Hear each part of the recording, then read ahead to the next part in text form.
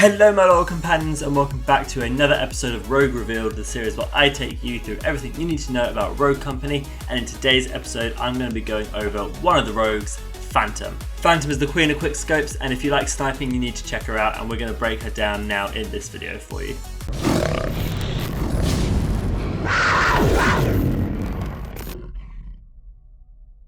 As always, I'll be going over her role within the game, then looking at her weapons, abilities and perks, then moving on to how you can upgrade her, before finally giving you some tips about how to play her most effectively.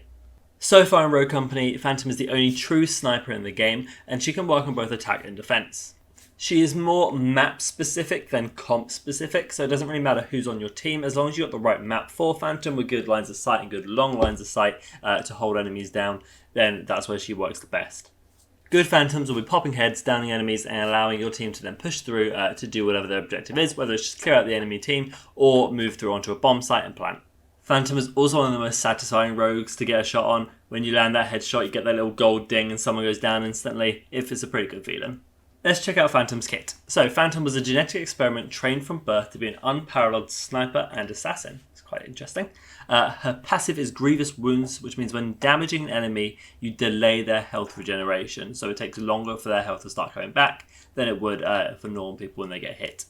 Her ability is Nano Smoke, which equips a smoke grenade that reveals enemies in the area. It's a purplish smoke. You throw it down. Any enemy who walks through it will be revealed for you and your teammates to see.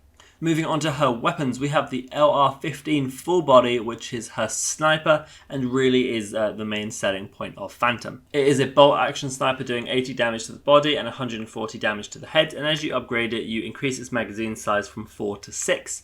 Then you increase its scope speed and reduce its recoil. You then, the last one, nullifies its damage drop off, so it does that damage consistently at all ranges. Her second primary weapon is the Aaron L212, which is a controllable scoped semi-automatic rifle. This is an okay weapon, but it isn't really what you play Phantom for. It is decent, but normally people will just opt for the sniper. As you upgrade it though, you increase its magazine size and improve its reload speed, so you get from 15 bullets to 20 bullets. You then reduce the recoil and then finally nullify the damage drop off again. Her pistol is the P12K, which is a compact silence pistol, so a silence pistol straight off the bat. As you upgrade it, you increase its hipfire accuracy and reduce reticle bloom. Then you increase its magazine size from 7 to 12. Her melee weapon is a throwing axe, upgrading its throw speed and then its throw damage. Her two gadgets are the grenade, which explodes after a short fuse and can be cooked. This increases its explosion radius when upgraded and then increases its damage to 125. Her other gadget is the sticky sensor, a gadget that sticks to surfaces and reveals enemies. As you upgrade this, you increase its reveal radius and then increase its gadget count by 1. What this basically does is you throw it down and it does a bit of a dome to reveal enemies in a certain area. Going on to her perks, we start with Evade, which is after being damaged, you increase movement speed for a short duration. We then have Cloaked, which makes you immune to being revealed by enemies.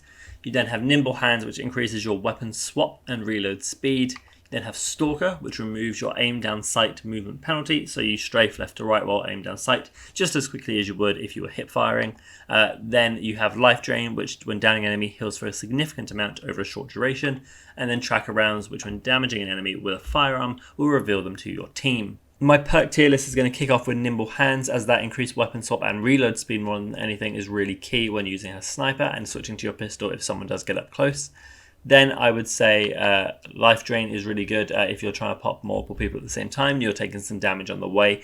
Then I actually really like Evade because it means if you are getting shot at and you have to move out of position, you have a bit more movement speed to do that. Then I'd probably say Tracker Rounds is best before moving on to Stalker, and then Cloaked. But Cloaked isn't bad, you get at any stage of the game really. It just depends on how much reveal there is on the enemy team. All these perks work really well for Phantom. It's just about personal preference and more anything the way the game is going and what is most needed for it. As my personal preference of weapons, I go for the sniper. Make sure I upgrade the pistol, and I don't tend to use any of the gadgets, although they can come in use sometimes. If you're on a round 5 last round and you have a spare bit of money, you may as well buy one of them. When it comes to upgrading Phantom either on attack or defense, my recommendation is that in round 1 you always max upgrade the pistol, and the reason for this is because Phantom, given her 2 weapons, is a very long range character, and when people get up close, if you don't have the fully upgraded pistol, you're at a massive disadvantage.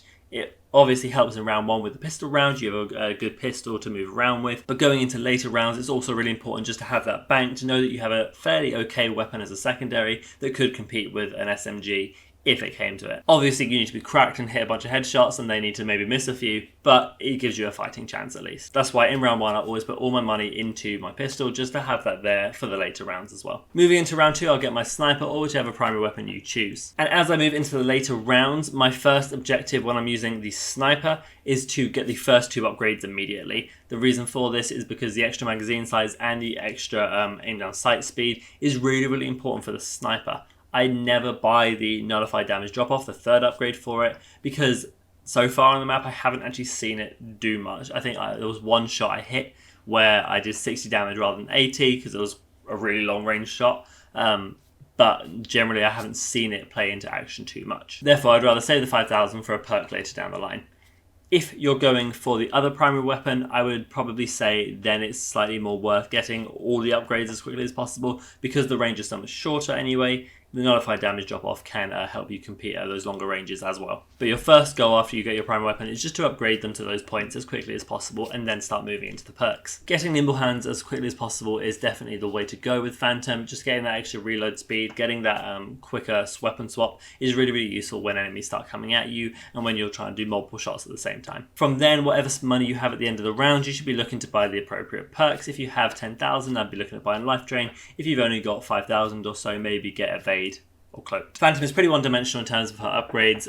You want your primary weapon, you want to get some upgrades into it, and then you start looking at perks based on the different match and how it's going, based on the different operators the enemies have. But more than anything, Phantom is all about gunplay, making sure you can hit those shots. I'm now going to give you some tips about how to use her most effectively. My first tip for you with Phantom is to remember that sniping in every game is different. From what I've seen, there doesn't seem to be any bullet drop, and when it comes to leading your shots, if they're moving really quickly, only a fraction. But basically, if your cursor is over their head, you'll be able to hit the shot and get the kill. I do like this because for a game like Rogue Company that is so fast paced, it does just rely more on having someone having cracked aim rather than someone maybe getting a bit lucky with how they're leading their shots. It is also just incredibly satisfying when you line up a shot and smack someone in the head. My second tip for you is to not worry about thirsting your downs. You are a sniper, you are doing it at a large range. A lot of times people will go down, be in cover, and then they'll get revived by an enemy. As Phantom, you just kind of have to accept this. If you have a team, you can coordinate a push from there.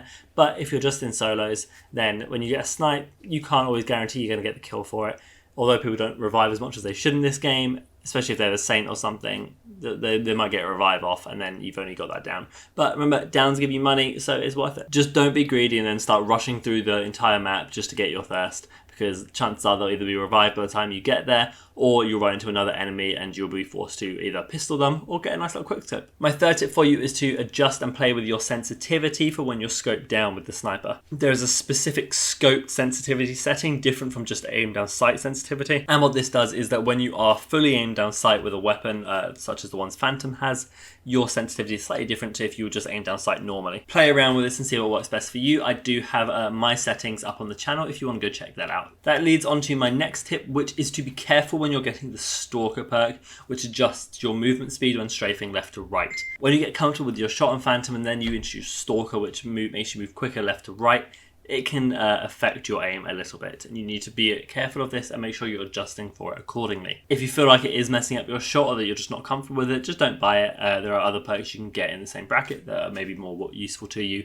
if it is affecting your shot negatively. This then brings me on to my final tip, which is to play around your team and try not to be alone too much. Phantom excels at being at really long ranges, but not so much up close and personal, and because she tends to be right at the back of a push point, enemies who flank will tend to get to Phantom first, and this can be annoying. You really should try and have a teammate with you to cover your flank or a counter flank to run into that enemy and then give away their position early while you're at the back sniping. Up close and personal you are going to suffer, but do remember if there is a gun on the ground like an SMG or an AR, you can switch to your pistol and pick it up to replace it. You can hold this sniper and some other primary weapon if you pick it up from the ground that round. It doesn't go forward to other rounds, but it will work for that first round. This can work in tight scenarios where you have your sniper as your primary, but then also have a set SMG in your back pocket just in case things do get a bit closer.